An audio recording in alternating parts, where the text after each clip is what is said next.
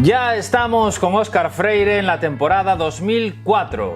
Estamos en año olímpico con todo lo que eso implica para las ambiciones de nuestro protagonista.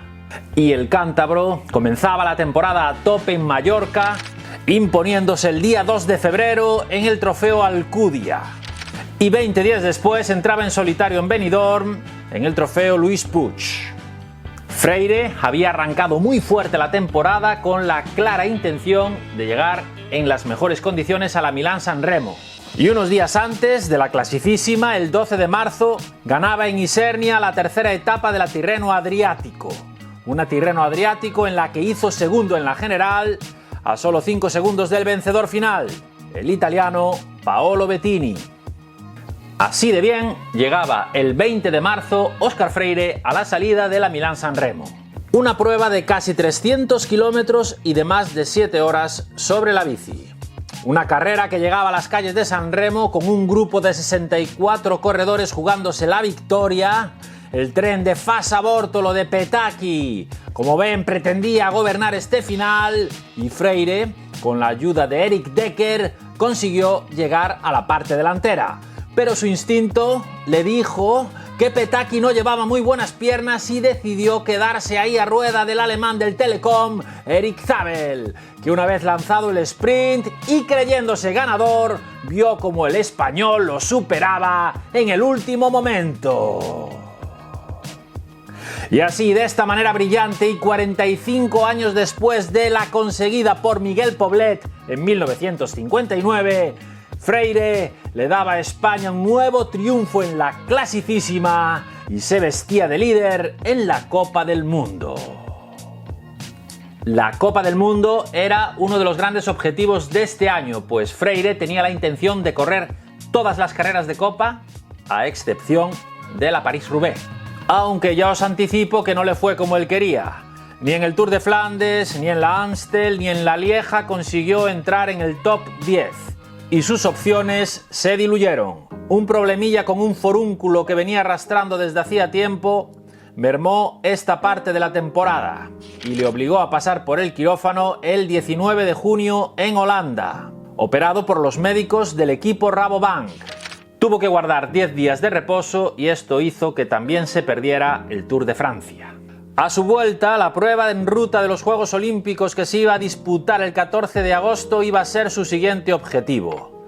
Antes, y como preparación, quedó cuarto en la Clásica de Hamburgo y 11º en la Clásica de San Sebastián. Y así, ya en Atenas, se presentaba con la selección española y con el tridente mágico que triunfó en el pasado Mundial. Astarloa, Valverde y Óscar Freire.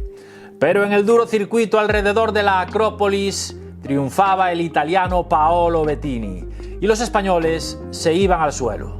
Freire y Astarloa abandonaban por sendas caídas y Valverde acababa en el puesto 47. Tras el fiasco de Atenas y acabar noveno en el Gran Premio de Zúrich ganado por Juan Antonio Flecha, Freire acudía a la Vuelta a España y conseguía una etapa. Vencía en el sprint de la sexta jornada, una etapa con final en Castellón de la Plana. Pocos días después se retiraba cuando íbamos camino de Calar Alto. En la 12ª etapa, Freire se iba para preparar el Campeonato del Mundo, un mundial que se volvía a celebrar en su querida Verona. Un mundial en un circuito conocido de 14,5 kilómetros. Se le iban a recortar 2 kilómetros con respecto al Mundial de 1999, aunque igualmente se salía y se llegaba desde la Porta Nuova y se subía y se bajaba Torricelle, la colina de 3,3 kilómetros con una media del 5,1%, desde cuya cima restarían 8,5 kilómetros hasta meta. A este circuito se le iban a dar 18 vueltas para completar los 265,5 kilómetros de los que constaba este mundial.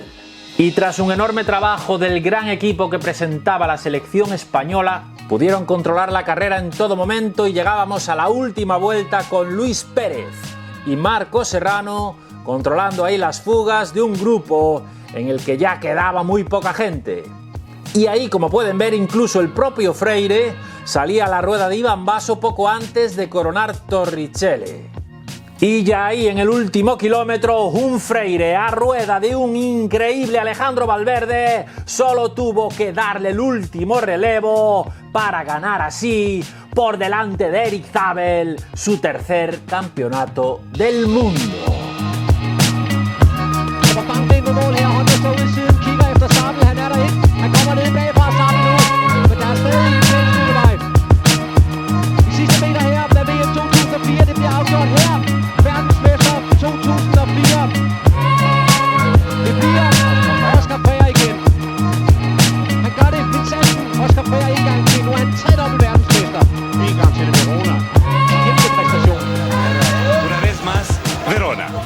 Sí, bueno, yo creo que sobre todo darle las gracias al equipo que ha confiado en mí.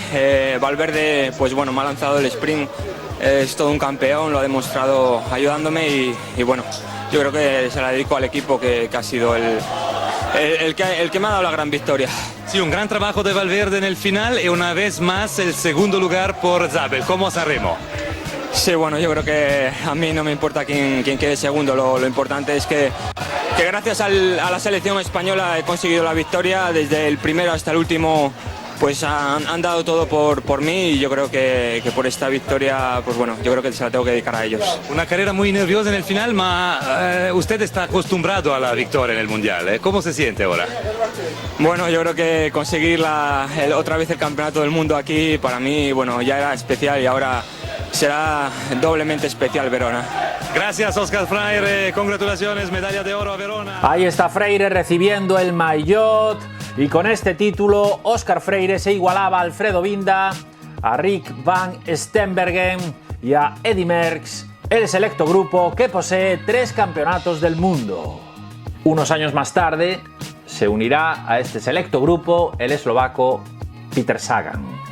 Y con un tercer puesto en la Paris Tours ganada por su compañero Eric Decker, el bueno de Freire cerraba un año espectacular que nos deja con las dudas de qué pasaría si no se interrumpiera esta temporada por aquel inoportuno forúnculo.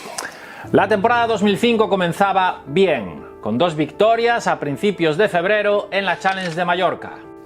El día 6 se llevaba el trofeo Mallorca y el día 7 el trofeo Alcudia. A principios de marzo arrasó en la Tirreno Adriático. Freire se llevaba 3 etapas y la clasificación general. El 19 de marzo se le escapaba la Milán-San Remo, superado por un contundente equipo Fassa Bortolo que dominó la carrera en favor de Alessandro Petacchi. Freire entraba quinto. Pero estaba bien, en un gran momento de forma. De hecho, una semana después, vencía en la Fleccia Brabanzona, esta vez tras formar parte de una fuga en la que también iban Marc Lotz del Quick Step y Axel Merckx del Lotto. Tras la Lieja-Bastogne-Lieja tuvo que parar 3 semanas por problemas en el hueso isquio, que está en la parte inferior de la pelvis. Bueno, eso es lo que se decía en esas fechas. Intentó volver en la Vuelta a Suiza a mediados de junio, pero se tuvo que bajar en la 6ª etapa. No aguantaba sentado en la bici. Y unos días después, el 21 de junio, era intervenido en Ámsterdam de un tumor benigno en la zona del glúteo. Así lo explicaba el médico del Rabobank, Jean-Paul Mantgen. Le ha sido extirpado un tumor benigno de 3 centímetros en el glúteo. Era superficial, no peligroso, pero era necesario operar porque no podía correr con ello. No sé por qué ha salido ese tumor. Ha podido formarse en cuestión de semanas o tal vez de años, no se sabe. Óscar está tranquilo y mañana se marchará a España. En 2 semanas volverá a someterse a una revisión y, si es óptima, volverá a entrenarse. Pero no. Se perdió el Tour de Francia, se perdió la Vuelta a España y se perdió lo que más le dolía, un campeonato del mundo que se iba a celebrar en Madrid y cuyo trazado le iba muy bien. Esto decía Freire el día 10 de agosto. Todavía no soy capaz de entrenar y me será imposible estar en Madrid. Me disgusta perderme la cita porque era una gran oportunidad para mí y siento decepcionar a todos aquellos que iban a verme correr ese mundial en casa. La herida está cerrada, pero el problema es con el hueso. Es una zona muy delicada, con muchas conexiones nerviosas y tendones, y cuando he de soportar mi peso en el sillín, el dolor es intenso y así es imposible ir en bicicleta. Y así, Óscar Freire dio por concluida la fatídica temporada 2005. Una temporada que empezara muy bien, pero que de repente se truncó por esos dolores que sigue achacando a la lesión de espalda que había tenido en sus primeros años como profesional. La temporada 2006 la iba a comenzar con calma, pues a principios de año, cuando apretaba, aún sentía algo de dolor. Y esta temporada en Rabobank iba a tener dos buenos aliados para las clásicas: Pedro Orrillo, que ya había fichado el año anterior, y Juan Antonio Flecha, que llegaba desde Fasa Bórtolo. Freire tomó la salida en la Challenge de Mallorca y en la Vuelta a Andalucía, pero sin meterse en la pelea. Y fue por fin en la Tirreno Adriático cuando volvimos a ver a Freire ganar una etapa.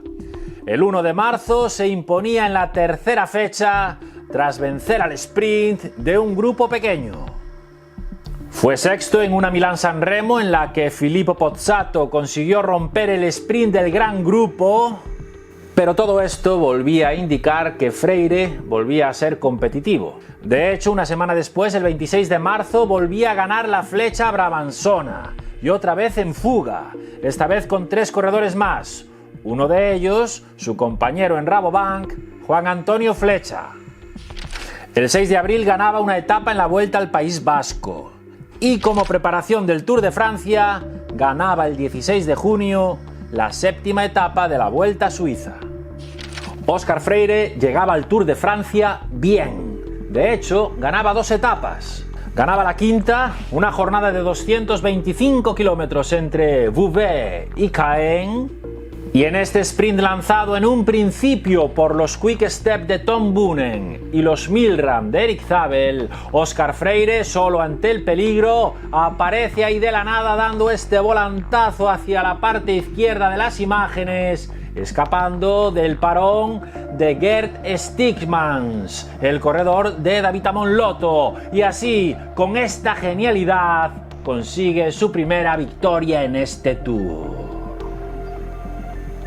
La segunda llegó 4 días después, en la etapa 9ª entre Burdeos y Dax.